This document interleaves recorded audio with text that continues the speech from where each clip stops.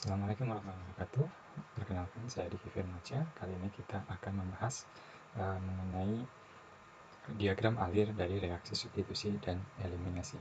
Nah, pertama-tama yang perlu kita ketahui mengenai reaksi substitusi dan eliminasi adalah di mana kedua reaksi tersebut membutuhkan adanya suatu living group yang baik dan suatu nukleofil. Nah, kemudian untuk nukleofilnya sendiri, di sini kita harus pahami bahwa ada nukleofil versus kebasahan, di mana nukleofil ini merupakan suatu ukuran laju reaksi SN2. Jadi semakin kuat nukleofil, biasanya dia akan semakin mempercepat laju SN2. Nah, kemudian kalau kebasahan itu lebih kepada bagaimana PKB dari suatu senyawa tersebut. Nah, beberapa basa kuat memang betul adalah suatu nukleofil yang cukup kuat, bisa dilihat dari deret berikut ini. Namun, jika unsur yang terkait itu berbeda, terkadang suatu kebasahan dari senyawa tersebut tidak terlalu relevan. Misalnya antara HS- dengan OH-, di mana di sini HS- merupakan suatu nukleofil yang lebih kuat pada pelarut polar.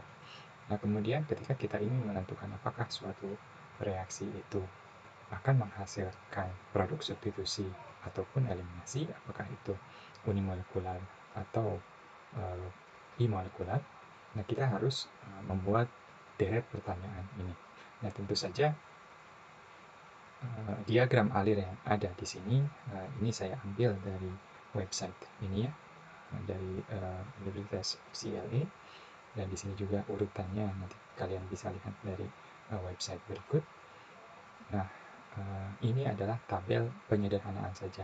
Di luar sana masih banyak beberapa kasus yang merupakan pengecualian dari aturan berikut. Pertama yang harus kita lihat adalah bagaimana substratnya. Apakah dia substratnya itu merupakan suatu karbon primer, apakah dia karbon sekunder, ataukah dia karbon tersier. Nah, ketika kita berbicara tentang karbon primer yang paling simpel, yaitu misalnya metil klorida seperti itu, atau metil dengan living group lain. Nah, maka di sini reaksi kecenderungannya itu akan mengalami reaksi SN2. Kenapa? Karena metil merupakan karbokation yang paling buruk, sehingga reaksi SN1 itu sangat tidak mungkin untuk gugus metil.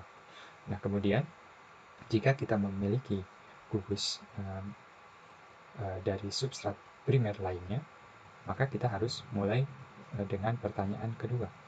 Apakah nukleofil yang digunakan itu merupakan nukleofil yang baik, ataukah dia merupakan atau juga dia merupakan basa yang lemah? Jika dia merupakan nukleofil yang baik, contohnya di deret ini, tapi dia merupakan basa yang lemah, maka kita bisa prediksi bahwa produk mayor dari reaksi tersebut pastilah produk SN2. Namun, jika nukleofil yang kita pakai itu adalah nukleofil yang baik, katakanlah, tetapi juga merupakan basa yang kuat, di sini basanya kuat, maka kita harus lihat kembali apakah basa tersebut adalah basa yang baki. Basa yang baki di sini contohnya adalah tersier butil potasium terbutoxide ya, ini misalnya ini, atau juga bisa saja contohnya LDA. Jika kita menggunakan basa yang sangat kuat dan juga baki, maka produk yang akan kita peroleh kemungkinan mayoritasnya adalah produk E2. Namun jika basa yang kita pakai adalah basa yang kuat, tetapi dia tidak baki, sekali lagi di sini karena reaksi dari karbon primer itu tidak memungkinkan untuk adanya pembentukan karbokation baik, maka produk mayor yang kita prediksi adalah produk SN2. Nah, sekarang bagaimana jika reaksi tersebut merupakan atau dialami oleh suatu substrat dari karbon sekunder? Maka kita sekarang harus melihat. Pertama, di sini tentu saja nanti kita lihat nukleofilnya, tapi sekarang kita lihat dulu apakah pelarut yang kita pakai itu adalah polar protik atau polar protik. Polar protik contohnya adalah alkohol atau air. Jadi di mana dia memiliki suatu gugus OH misalnya, atau gugus hidrogen, di mana gugus hidrogen ini dapat berikatan hidrogen ya dengan nukleofil yang kita pakai. Sedangkan gugus polar aprotik contohnya itu adalah DMF misalnya, DM-meso atau aseton. Di mana pelarut-pelarut ini merupakan pelarut yang polar, tetapi tidak ada gugus OH langsung, sehingga ikatan hidrogen tidak terjadi antara hidrogen yang berikatan dengan oksigen dengan nukleofil yang kita pakai. Nah, sekarang kita lihat bagaimana dengan nukleofil atau sifat kebasaan dari nukleofil yang dipakai. Jika nukleofil yang dipakai itu adalah basa yang lemah, kemudian dia memiliki sifat nukleofisitas yang juga lemah, maka kemungkinan kita akan mendapatkan produk SN1 atau E1. Yang membedakan antara apakah produk mayornya itu E1 atau SN1 itu dari suhu. Dimana jika suhunya tinggi, maka dia itu akan produknya mayor E1. Jika suhunya rendah, maka produk yang akan diperoleh adalah produk SN. Nah, sedangkan jika sifat nukleofil atau sifat kebasaan dari nukleofil yang kita pakai itu adalah basa yang kuat, maka kemungkinan besar produk yang akan kita peroleh kembali adalah produk E2. Nah, sekarang jika kita menggunakan suatu basa yang lemah, dan dia juga di kasus kedua, jika basanya, apakah basanya itu lemah atau nukleofilnya lemah, jika iya, maka dia akan mohon maaf, ini harusnya nukleofil kuat ya. Ini nukleofil kuat, nukleofilnya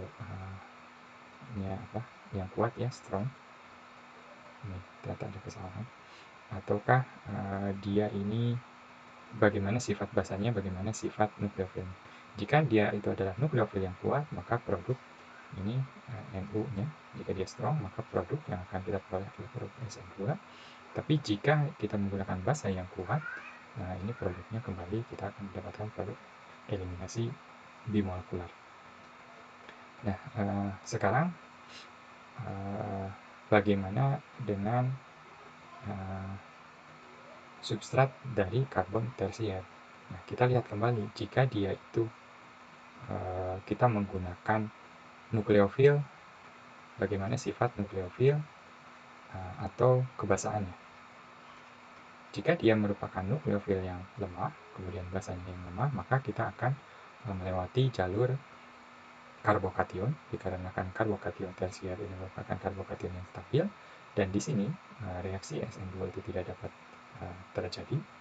Nah, sehingga produk yang akan kita peroleh adalah produk SN1 atau E1. Sekali lagi di sini yang menentukan adalah apakah suhu yang dipakai tinggi atau tidak. Jika suhunya tinggi, maka dia akan eliminasi 1. Jika suhunya relatif rendah, maka kita akan mendapatkan produk substitusi. Hal yang perlu kita lihat juga di sini adalah apakah ada kemungkinan terjadi penataan ulang atau tidak. Nah, kemudian kasus lainnya, jika kita menggunakan basa yang kuat dan biasanya juga suhu yang tinggi, maka kembali reaksi yang akan kita peroleh kemungkinan besar adalah E2. Sehingga kalau kita memiliki suatu karbon tersier dan kita menghendaki suatu eliminasi, maka pakailah basa yang kuat, basanya yang kuat, maka kita akan memperoleh produk eliminasi. Nah, tentu saja ini merupakan penyederhanaan, di mana masih banyak faktor-faktor lain yang mempengaruhi reaksi eliminasi maupun substitusi. Contohnya seperti reaksi eliminasi E2 itu adalah reaksi eliminasi anti, sehingga produknya itu harus eliminasi yang terjadi itu harus pada posisi anti, dan dia akan menentukan bagian mana yang mengalami eliminasi misalnya. Kemudian ada juga aturan Zaitsev ataupun Hofmann, dan ya kemungkinan kalau misalnya ini produknya, kalau misalnya dari produk SN2 itu tentang akan menghasilkan produk inversi dan SN1 rasimatisasi, dan tadi apakah terjadi penataan ulang atau tidak. Berikut mungkin sedikit contoh yang saya ambil dari website Master Organic Chemistry ini. Contohnya kita di sini memiliki senyawa berikut, di mana dia kita reaksikan misalnya dengan CN- dalam D-meso. Maka kita harus lihat yang pertama di sini profil bromida di sini ini adalah suatu senyawa karbon primer. Jadi kita masuk ke sini ke bagian yang pertama, kemudian kita lihat apa nukleofil yang dipakai. Nukleofil yang dipakai ini adalah suatu nukleofil kuat. Kalau kita lihat di sini, dia adalah nukleofil kuat, tetapi dia memiliki kebasaan yang rendah, sehingga kita akan masuk ke sini. Maka produk yang mayor untuk reaksi ini adalah produk SN2. Nah, kemudian untuk contoh selanjutnya, kita memiliki suatu senyawa sikloheksana tersubstitusi seperti ini. Kemudian basa yang dipakai atau nukleofil yang dipakai adalah hetoksida dalam misalnya etanol. Nah, kalau misalnya kita lihat pada kasus ini, di sini kita menggunakan suatu basa yang kuat. Apakah basa yang kuat nukleofil yang kuat? Bisa saja seperti itu. Tetapi sekarang kita berarti kembali di sini adalah sekunder. Kita memiliki suatu senyawa sekunder, kemudian kita menggunakan pelarutnya itu adalah palaprotik. Dia adalah basa yang kuat, maka kemungkinan di sini kita akan mendapatkan produk E2.